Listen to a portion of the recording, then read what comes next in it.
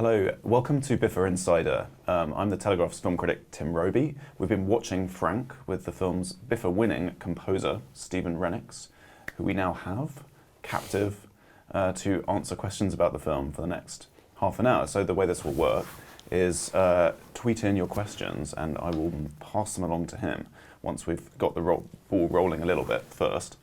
I'm going to set things up, Stephen. You've worked now 5 times with this film's director, Lenny Abrahamson. This is the 4th one of the 5. Yes. You've just done his most recent film, Room, as well, which has just premiered. But you go all the way back to Adam and Paul back in 2004. I think the other 4 films are probably rather different in terms of the responsibility that you had. This one, absolutely enormous responsibility, as we know from just seeing it, the amount of music in there and the amount of different the amount of contrast between the different types of music. How did you respond when you were first given the brief, and did it panic you? What was the? Yeah, well, first of all, I knew Len had been thinking about doing this, and then it got green lit. And I think even though I'd done the previous 3 of Len's films and also done a TV series with him, and we'd been friends since we were 8. In a way, I knew Len wanted to work with me, but I also knew that this was in a slightly different league to the films that Len had done before. I knew Film 4 were involved, and I knew that on their, that I wouldn't have appeared on their radar at all in terms of somebody who would have the responsibility of creating the music that the band were going to play.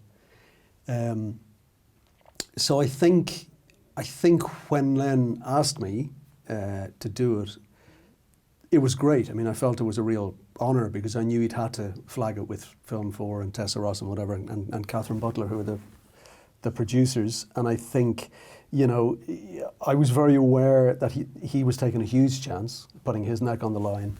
And what comes with that is a huge responsibility not to let him down. And I think, in a way, one of Len's great strengths is he surrounds himself with people who he trusts and who he works with well. And if he doesn't think that you're up to it, he just won't use you. So I think, in a way, friendship counts for an awful lot.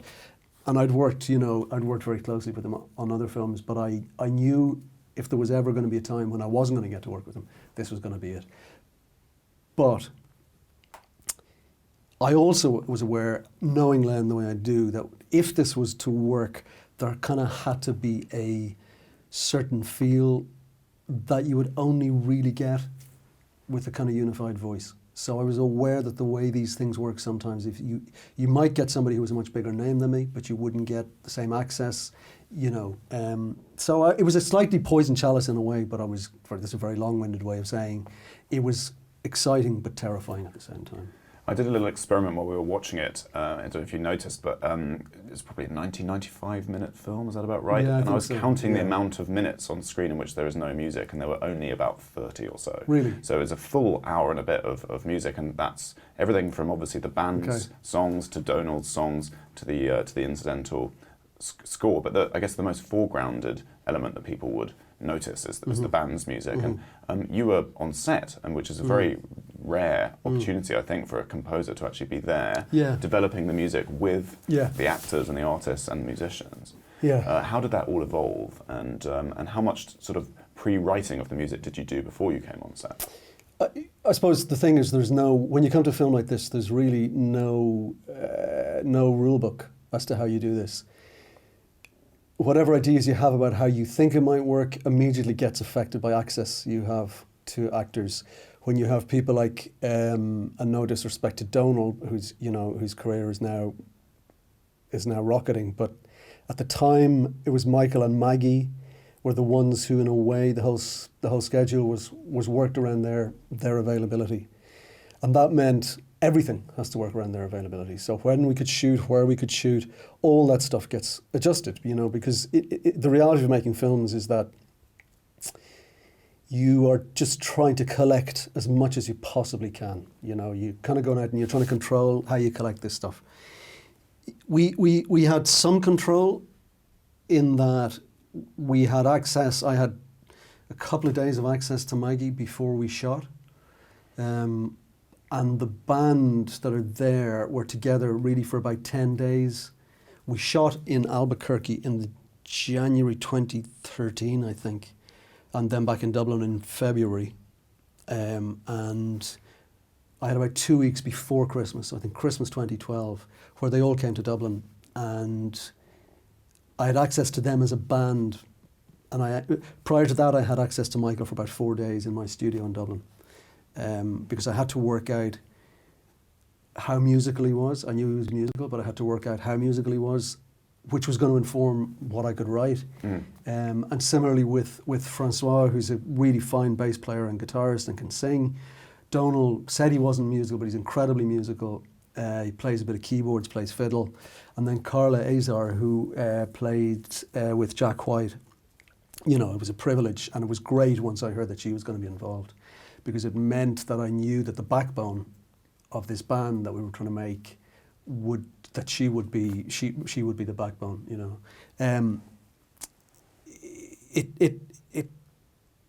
I had to write the music, teach it to them, and then the band that I was playing in rehearsal started to kind of make it their own. Mm-hmm. But then we had to be able to kind of disassemble that when we got onto a set, so that we could take out certain elements and put certain elements in. So it was a really, really complicated process. You know, there's two questions I can kind of combine that we've got here from Twitter. One was about the inspiration from the music. It's from Lucy Grayson, and whether there's any particular band or style that you were going for. But let's also bring in the fact that casting of Michael Fassbender in the main role must have really led you in particular directions, because the sound of the band is so defined by that character. And so what did you decide together was the sort of music that he was going to sing? There was a lot of suggestions. I suppose the one that I remember most is Daniel Johnson. But I didn't actually listen to an awful lot of that stuff. And I tried in a way not to listen to too much reference. Maybe I pretended to have listened to more stuff than I actually had, because I kind of thought, you know, really I wanted to try and find this voice that the band had. Now, because I've also directed stuff and I've written stuff and I worked as a DP and I worked as various things, I really understood the way we were going to be assembling this music. So I wasn't approaching it from the point of view of just writing songs for a band, because because as well in the script there are varying tones that the music has to have in various places, degrees of crapness, I suppose, or not, or good, or something. So where you start that, like I played in a band called the Prunes way back in the 1980s, early 90s, and toured Europe, and I saw bands that were, I mean, compared to the Sornfurbs, way off the scale in terms of weirdness, you know? So you have to, I suppose, try and gauge, relative to some datum level, what is a little bit left and what's a little bit right of that. Daniel Johnson would have been, I suppose, the biggest influence, because he was somebody who had a mental illness but was still writing amazingly catchy pop songs. He couldn't stop himself. It was just something in him. So I suppose for the Frank character, he was the most obvious one. You know, Michael's voice, I didn't really know. You know, before we shot, I didn't know what Michael was going to sound like.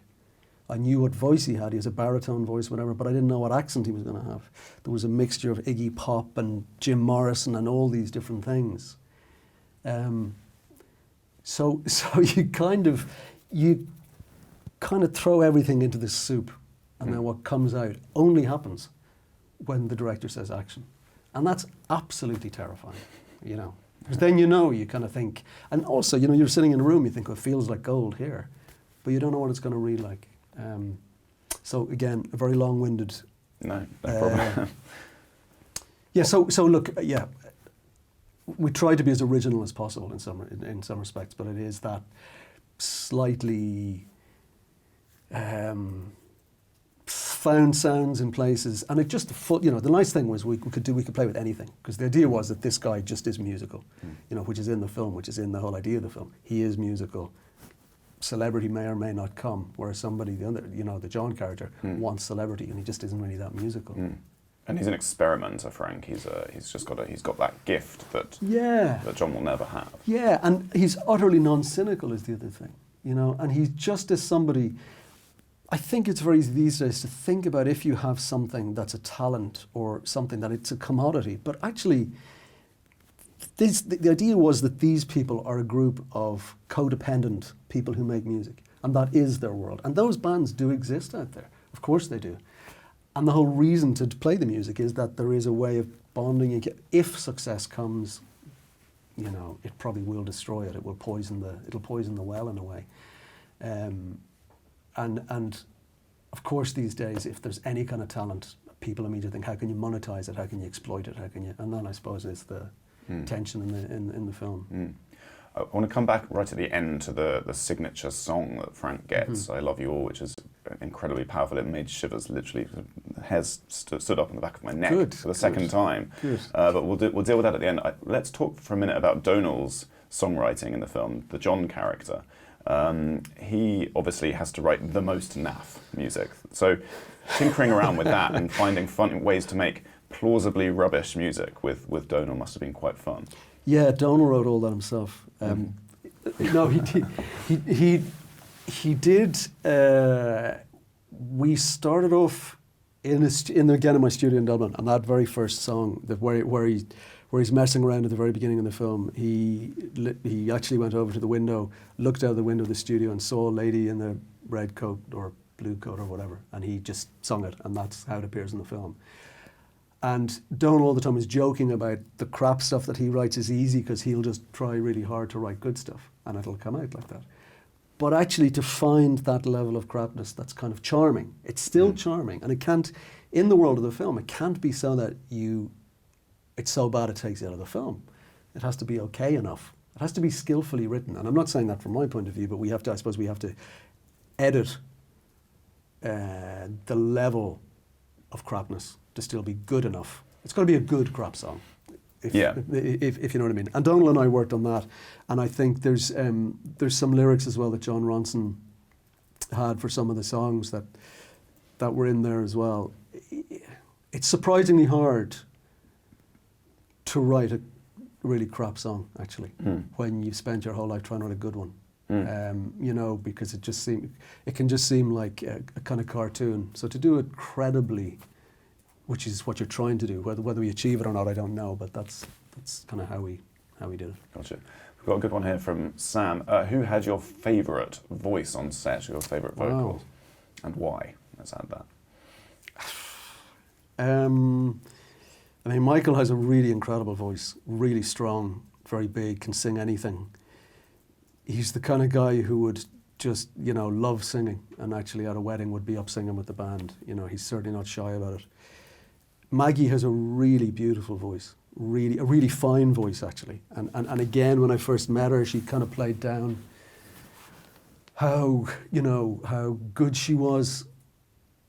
But she's such a high achiever, Maggie, that when she says she's not very musical, she actually probably means she hasn't played Carnegie Hall yet, or whatever. You know, she's really, really good. And I think I'd say Maggie's voice, actually. I think Maggie's voice, because we get to hear very little of it, but when I was working with her, I was very aware of that there was a real magic. And I don't think it's that she's a frustrated singer. I just think, you know, she's an actress, but she can really sing. She can really sing beautifully. We talked a little bit during it about her cover version of I Want to Marry a Lighthouse Keeper from the Clockwork Orange soundtrack, which was quite a spontaneous idea of her own, I think. Yeah, because I had another song which I'd written, which I played for her, and she very quickly dismissed and brought to the table this song, which she thought would be a great idea. And it actually was a great idea. And I think within about 40, 50 minutes, she'd been on to various people and had said, no, it's available and it can be cleared and whatever. So I think she was pretty determined to sing it. But she sings it really, really well. And again, within that, you know, she tried a few different ways, a few different characters that would sing it. You know, I think in that end scene, she's wearing this kind of 1930s nightgown thing, and somehow the way she sings it is in this very strange, seems to kind of fit with somebody who would also play a theremin, you know, very old school or something.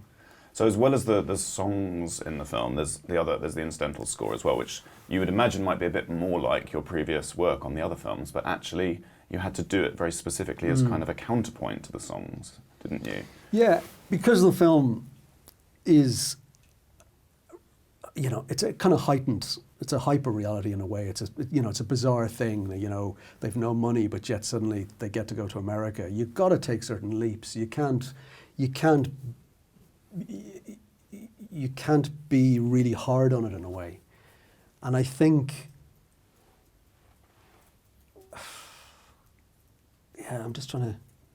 What was the? It's sort of a counterpoint, and it's a sort of bouncy, slightly jokey, sort of slightly tongue-in-cheek sort of music, isn't it? It's kind of and there's a kind of childlike quality to it. And the childlike quality is, I suppose, to suggest a kind of sweetness, a kind of innocence in a way that they have, and also in various in places it slightly counters the craziness of the more cacophonic stuff they play.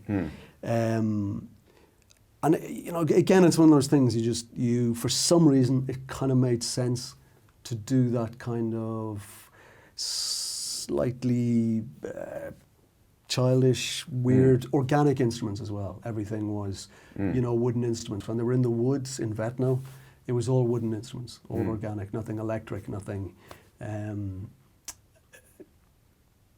So I suppose it was a counterpoint. I mean, it's funny looking at it again and then, thinking if I was to start off from now, if we were to do it again, what would I do it? And I mean, there's definite things I'd change. But the band's music, I think, works pretty well. You would change stuff in the incidental score, would you? Yeah, I think I would, actually. I think I would. There's places where I would. I think there's places where I think it'll be stronger and places where I possibly think it's not needed or whatever. Yeah. But they're not my decisions, Sure. They're the director's decisions. In fact, there's a question here about that. What was your biggest challenge working with Lenny in terms of kind of agreeing on, the way to take the music in different directions? It was a remarkably harmonious. We had one or two moments where there was, and again, because we've been friends for a long time, I suppose as a shorthand, we'd have a shorthand for knowing if stuff works or not. And from the very beginning, when we realised it was a music film, we both said, look, if we're doing this, the band have to play it. We can't have it as a thing where, we were saying earlier, where you cut to the star and then you cut to a set of hands. We actually have to feel that they're playing this. And the only way to do that is to get them to play it. So that was a really good starting point. That was never a thing that because that had a huge effect on how Lenny shot it. And most directors would go, give me kids and dogs. Because to do that meant that we had to, we had to have in-ear stuff so that they could hear. There's music going on. While you're actually dealing with the dramatic arc, there's also music being played. And from a sound recorder's point of view, it's an absolute nightmare. And the sound recorder in this was a guy called Neil O'Sullivan, who I'd worked with before, who was a studio sound engineer as well and had played in bands. And then he was doing location sound, so he was perfect for it. But I think he nearly had a nervous breakdown because he was doing, in some of the scenes, he's doing the band sound. And then he's also, all the actors are mic'd. So he's having to do both those things. And it's a relatively small budget film, so we didn't have a huge sound department. And yet we were taking on a huge sound challenge to do this. So Lenny and I both going for the same thing meant that I think we were pretty sure how to get it. And then it was me throwing loads and loads of ideas with him. Or throwing lots of ideas at him that he would go, this is okay, that's okay, work more on this, work more on that. And almost every song that the band played, there was an alternative for, right up until kind of pretty much when we went to Albuquerque to shoot. Thinking about it, the film seems to be, to me, about the way that music is a sort of a naive art form and can be brilliant at that or really bad at that. You have all these different types of naive music in the film because Donal's lyrics are incredibly naive and kind of like ill thought through and unsophisticated. Yeah. Your own score, as you say, has this kind of slightly childish kind of bounce to it that you're doing. And then on the other end of the scale, Michael's music is so uncynical. Yeah. You could call it a kind of outsider music in that kind of naive way. It doesn't seem as though he's been taught, how to be cool or how to kind of fit into trends. And the only person who sort of sits outside that perhaps is Maggie's character a little bit, because she's an angrier and more kind of controlled figure, isn't she? Yeah. So it's interesting to play off these different types of naivety within the whole range of music. Yeah, and I think the thing about Michael's is that it's not for any reason other than to try and find the beauty in the music. Now, that's in the film world. In terms of craft, which is what we're talking about here, I suppose, to try and create that, you kind of actually have to engineer it. which is almost a cynical exercise because you're trying to craft something which appears on film as being uncrafted and delicate and untouched by mammon, you know. And that is really, you know, so that was the real challenge. So to write lyrics which seem to be poetic, whereas John is trying to be poetic but is just being dull, actually, and you know, just because he's just having a kind of stream of consciousness about it. And it's different, you know, and I suppose that's the song Tuft where Frank sings about this little and says how you can make it poetic. But we had to write that song prior to that to make it seem like, of course, when Michael is doing with his head on as Frank, it's spontaneous. So it's sort of faux naive in that sense. It is. It has to be. There's no there way are of levels. doing it, really. Yeah. So there's degrees of, you know, engineering that go into all this stuff, which is always true. You know, Superman doesn't actually fly. You have to create that feeling that, you know, in the way that you have to create the feeling that this is a real band. And we did successfully with a lot of people. A lot of people were kind of going, wow, I'd love to see them play live. I'd love to see them. And they did play live once at the premiere in the States, but they could only play one song because we only ever played one song, which is I Love You All at the end. Right. And the rest, I mean, pretty much what you see, if there's a 50-second song of them playing, that's pretty much all there is. You know, because we didn't write a 3.5-minute song that we just show 50 seconds of. Gotcha. We knew it was going to be 50 seconds, so we write that. And that's what we do, you know. Yeah. So Sam wants to know if you ever tried on Frank's head, but first I'm going to ask you what music you like and whether you have your own favourites as a film composer. What do you have your own favourites who you kind of look to and admire? That's a really tough one. I don't listen to a lot of music. Yeah. I really don't. I spent so long writing, so long in the studio. I suppose I go back to stuff that I just know has an emotional resonance for me, that I kind of, I mean, I would listen to some classical stuff, I listen to some jazz stuff, I listen to... We talked about Purcell popping up. You were going to use Purcell. I mean, it's funny, some of that stuff I find absolutely beautiful and pure, and particularly that, the Remember Me from Dido and Aeneas. But look, I listen to, there's a great guy who died a while ago, Charlie Hayden, who was a bass player who played with Miles Davis and lots of other people, and Jimi Hendrix, lots of, I mean, film-wise, Morricone. I mean, in a way I feel, you know, everyone's going to say that, but Morricone was extraordinary in what he did in film music, absolutely extraordinary. And incredibly varied as well, because people might associate him with Sergio Leone, but then he also wrote that amazing score for John Carpenter's The Thing, which is just an incredibly lone, kind of throbbing note. Yeah, but also really, really bizarre coming together of weird different instruments. I mean, if you think about Once Upon a Time in the West, there's strange 1960s and Italian model electric guitars that who knows what, you know, but and he would throw them in and somehow they work. Somehow they work with Eli Wallach and these people all staring, you know. Incredibly inventive, actually. And you think of him, but also he has these beautiful, beautiful haunting melodies. And, you know, melody, look, film music works in lots of different ways. As underscore, which, you know, if you take it away from the pictures, it's not really a particularly interesting piece of music. But that's not the idea with film music. Film music is it's one of the elements that's part of the experience. And if you can't understand that, if you can't accept that, then don't try and become a film composer, because it's a collaborative process.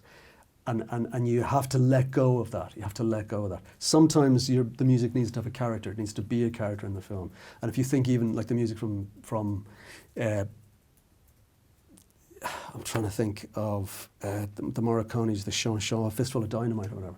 It's stunning what that piece of music does. And yet when it's played by an orchestra, it's still really beautiful, but it kind of starts to cycle back on itself. It doesn't really go anywhere. And the reason it doesn't go anywhere is because it was written for a piece of film that's only a certain amount of length. So you have to accept that you're subservient to the medium, basically. I mean, subservient, I would find that hard. Yeah. But no, you look, all the time, what you're writing is to serve the overall thing. And that's why when people ask me about how do you become a film composer, well, first of all, it's just taken for granted that you're able to write music.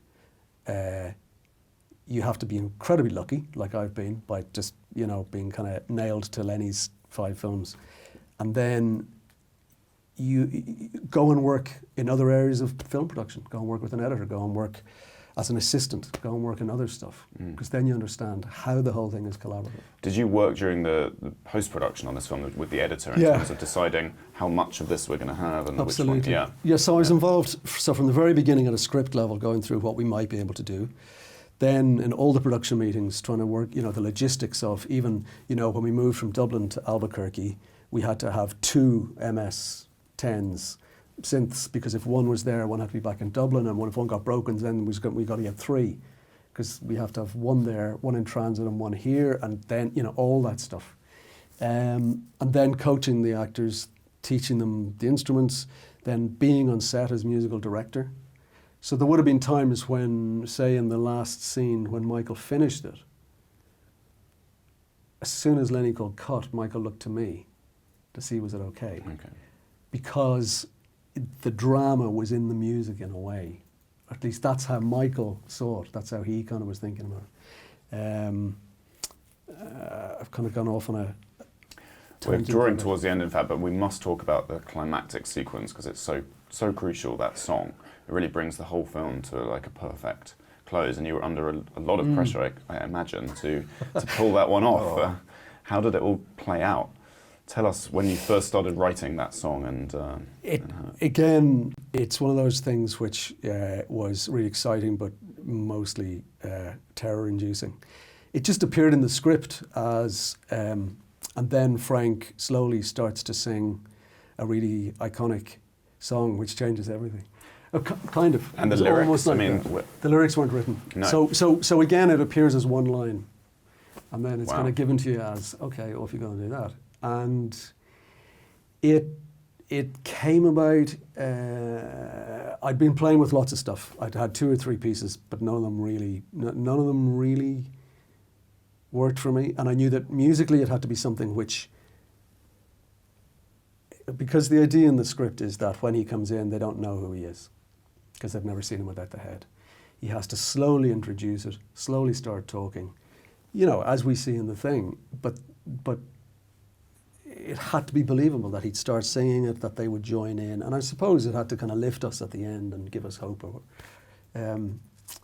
I just had an idea. I was about 3 o'clock at night, and I was in the studio rehearsing with the band the next day, and I remember just getting the idea for the musical part of it, and being so tired and stressed and whatever that I was just dancing around the studio by myself because I knew that the music was right. And then I had to, I suppose, think about how Frank would try and say this thing, and it would be very blatant, but he'd try and initially be, and it started off by, you know, when he goes in, he goes, I love your wall. And then it became, I love you all, because he couldn't, and it's only slowly he can actually look at Clara and tell them that he loves them. So it had to slowly unfold. And just be, I don't know, I mean, I worked with Lenny on some of the lyrics, but it was this idea of him saying stuff in this very blatant kind of, you know, the toilet smell, but I still like it, and I like you, and I'm not quite being able to look, I'm not quite being able to say, but then trying to say, and it just evolved. But the nice thing was when I went in and played the music and the lyrics for the band, I mean, I literally went in and played it, and they were all in a room like this, and I played it on the speakers, and everyone was just sitting here like this, kind of listening to it. And I'm just thinking, oh man, I'm being so judged here, and it's gonna. And I'm thinking, but you know what? In a way, you were having to do what Donald's doing earlier in the film, well, and it's play true. out a song. The nice thing though is, at the end of it, I'm kind of going, well, if they don't like it, they're getting paid to act, so they're going to have to do it anyway. Yeah. So there is that thing about you kind of understand how this thing works.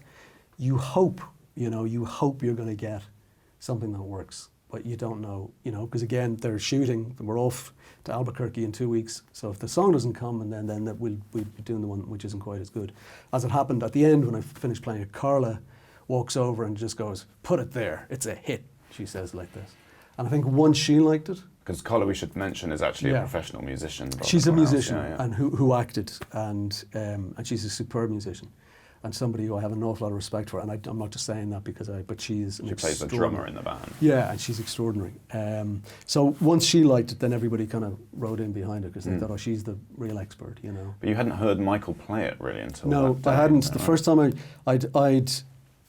we'd rehearsed it a bit, but that was with Michael using his own voice. And I didn't know up until that last scene where I'm actually sitting to the left of the camera playing it into Michael's ear so that he can sing it, and then afterwards they play it all together. But initially, because I didn't know what he was going to do exactly, he had been in his people carrier, and I didn't know what he was doing in there. But he listens, I sent him a demo of it, pretty much exactly as he does it there, and he listens to it on rotation over and over again. He drills it. So he doesn't learn it, he just lets it seep in. So he got out, came in, and he did that performance. He wept. And I was playing the guitar, and I looked up and I saw him doing this, and it was incredibly moving, the whole thing. Actually there it was, because it was right, it was, you know, they were ready to rap. I think you sense the power of that performance. You know, when you watch the film, it really is an extremely potent ending. And also, he had to do, for the reverse shots of Maggie, he had to do it 2 or 3 times. Yeah. And he did it each time, and it's the generosity between the actors is just incredible. You know, they really do give so much on those, and that's why he's who he is. He will come in and give that performance. You know, and you can understand sometimes why actors get very frustrated if they're giving that performance and suddenly somebody drops something, or, you know, because that's what it's about. That's what all the collaboration, the months is about, creating this little moment, which is going to last for a long time. You know. That is all we have time for, unfortunately. But Stephen, thank you very much for Thank you very joining much. us. Thank Cheers. you.